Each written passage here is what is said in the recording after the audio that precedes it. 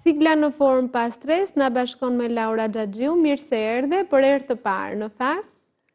Po që po ndihem shumë mirë këtu Ada përballë teje tani në studion tënde. Edhe gjatë bisedës edhe më mirë. Më lejo të them që je një promovuese i jetesës së shëndetshme, megjithse fokusi dhe vëmendja shkon gjithmonë aty ku kemi në fakt, si të thuash, një tendencë të gjithë të jemi gjithmonë të rinj, tek ajo face yoga dhe të gjitha ato mënyrat që na bën të dukemi të rinj.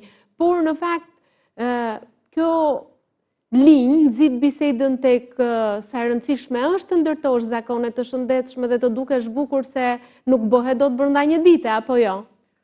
Ada e ke kapur shumë bukur dhe ke dalë direkt aty ku duhet në fakt, sepse ne nuk na ka thonë askush gjatë jetës tonë që ta kërkojmë bukurinë apo mirëqenien apo të ndjerin mirë, thënë ndryshe brenda vetes.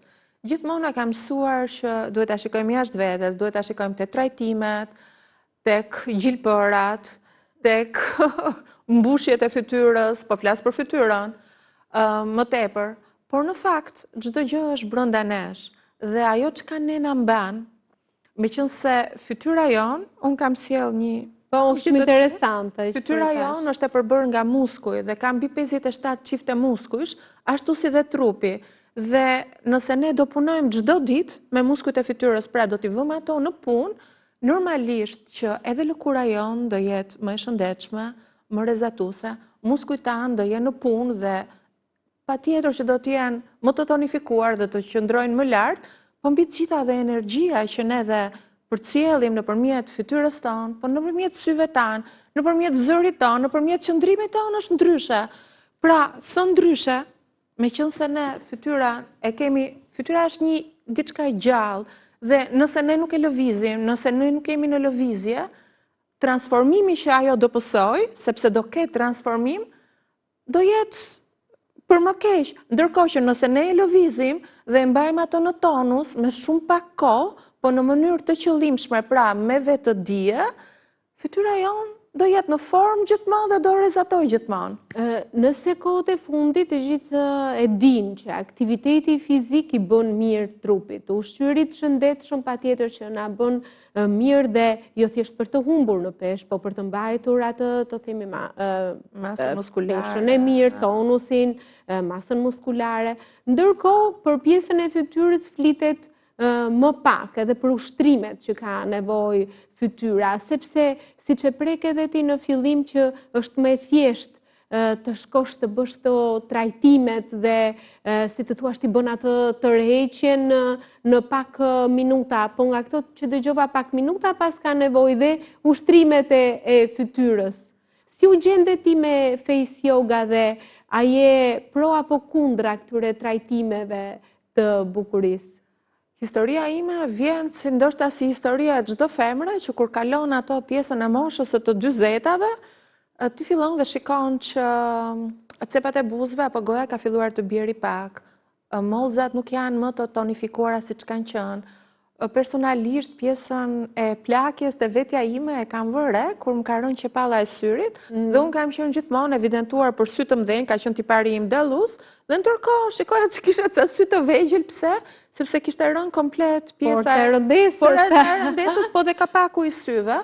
Dhe të them të drejtën atëre unë nuk dija, domethënë u gjenda në një moment që nuk dija çfarë të bëja.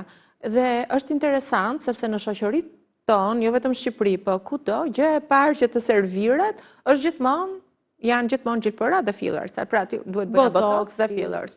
Kështu që edhe unë nuk shpëtova nga kjo Ada, pra jam personi që i kam provuar të dyja, dhe vajta mbaj mend kam bërë botoxin për pjesën e ballit edhe të pjesët për rrudhat e syve.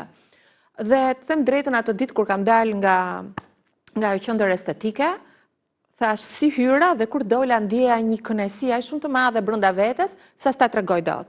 Dhe thash, jam unë sërish, it's me again. Kjo ishte domethënë ajo që kam erdhi në mendje. Ndjesia dhe mbaj mend që kur jam kthyer, shkoja drejt shtëpisë, kisha shpatullat më të drejta, trupin më e mbaja shumë drejt, domethënë. Në fakt është ky si vetbesim që thonë që pikërisht vetbesimi dhe ajo kënaqësia që po ndjeja brenda vetes që unë ja dola që ktheva fytyrën time back.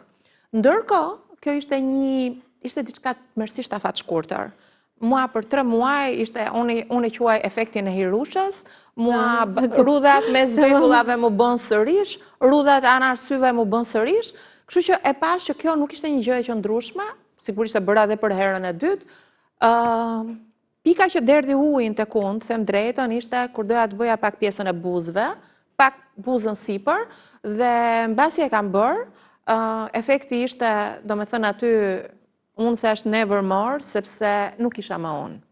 Nuk doja ta diskutoj fare, domethënë, po ishte si nga ato gocat, jo ndoshta të show bizit, po vërtet nuk ishte portreti im, nuk ishin buzët e mia dhe... Në fakt, kjo është ajo që flitet më pak, kjo idea e transformimit të fizionomisë së fytyrës, si kur shesh në pasqyrë shenjë vajzë të bukur që qesh, por që mbase nuk je ti ajo vajza e vogël që ke parë gjithë jetën në pasqyrë, apo gjithë, dhe në fakt jo të gjithë e përjetojnë njësoj, por pjesa më e madhe e vënre që ju ka humbur shpreja e tyre personal, autenticiteti që ne kemi. Ajo që unikaliteti që secili prej nesh ka. Drejton unë e kam vuajtur, sepse mbaj mend që në atë kohë kisha trajnime, kisha konferenca që merrja pjesë, njerëzit më njihnin dhe një ndryshim aq shumë i madh, domethënë ai mund të ishte me milimetra, po për fizionominë time unë ndjeja që ishte i madh, them drejton unë e kam vuajtur jashtë mase shumë, nuk doja më të shkoja filloja ta shkrija sepse mendoja edhe këtë tjetrën. Isha munduar aq shumë për gjithë ato vite, sikurse dhe sot, që mundohem të ha në mënyrë të shëndetshme, mundohem të ha në shtëpi, gatime të shëndetshme, fruta, zerzavate. Si është e mundur që arrita dhe i thoja vetes që unë nuk e di se çfarë kam futur në fytyrën time. Industria shumë e madhe e kozmetikës, që është miliarda dollar, që flet gjithkohon që fillersat dhe botoksi janë okej, nuk të bëjnë keq, ato shkrihen edhe nuk ka absolutisht asnjë gjë. Po kam përshtypjen që kjo nuk është aq shumë e vërtetë. Po ndërkohë, nëse i vi bisedës, por ndërkohë duke qenë se janë aplikime që kanë vetëm tashmë disa dekada që bëhen edhe studimet nuk janë, të themi, përfundimtare, sepse duhet kohë, duhen shumë dekada që të kemi studime të sakta shkencore. Që ti kemi të vërtetuara shkencërisht. Duke mos i mohuar këtu zgjedhjen personale askujt, le të flasim për një mënyrë tjetër më të shëndetshme, siç është edhe në emision e sjellim në fakt të mirat e jogës, të meditimit, po për face yoga është hera e parë që po flasim sot. Face yoga është, nuk e di, por që kur e kam përqafuar, ka qenë, nuk e më kanë ngjitur që herën e parë, sepse më duk tepër e bukur dhe tepër e thjesht për të qenë e vërtet. Dhe them drejtën isha dhe unë skeptike, nëse vërtet do funksiononte, nuk arrita dhe konceptoja dot, që 5 minuta lëvizje të fytyrës në ditë mund të mbani fytyrën në formë. Dhe gjithmonë i thoja mësueses time, shiko, unë do pres rezultatin në fund të 6 javëve, sa që ishte basti që kisha vënë me vete. Edhe kursi? Kursi i parë ishte 6 javë, them drejtën. Dhe kur pash ndryshimet e vogla, që normalisht dallohen me foto, po dallohen edhe më shumë me atë shkëlqimin që të merr lëkura, sepse sa më shumë ti të punosh me muskujt e fytyrës, aq më shumë qarkullon gjaku dhe aq më shumë normalisht kullon dhe limfa, dhe fytyra dhe lëkura merr një lloj shkëlqimi, atë lloj shkëlqimi që ndoshta nuk ta japin gjërat e tjera, ndërhyrjet e tjera. Dhe unë aty thash, ky është basti im, thash, domethënë isha aq shumë e dhënte kjo, sa thash, kjo do jetë rruga ime e re që do nis, dhe unë isha mësuar të shkruaj projekte që kishin impakt te komunitetet veçanta, thash, pse mos jetë kjo diçka që unë e bëj jo vetëm për veten, po e përcjell dhe te gratë shqiptare, sepse kjo ka ndodhur në 2000, unë e kam përqafuar këtë në 2018. Mbaj mend përpara Covidit, ë? Unë e kam përqafuar përpara Covidit. Nga një nxënëse u ktheve në një instruktore. Sepse është edhe dëshira që këtë gjë që unë jam duke e bërë te vetja, pse mos e transmetoj te gratë e tjera?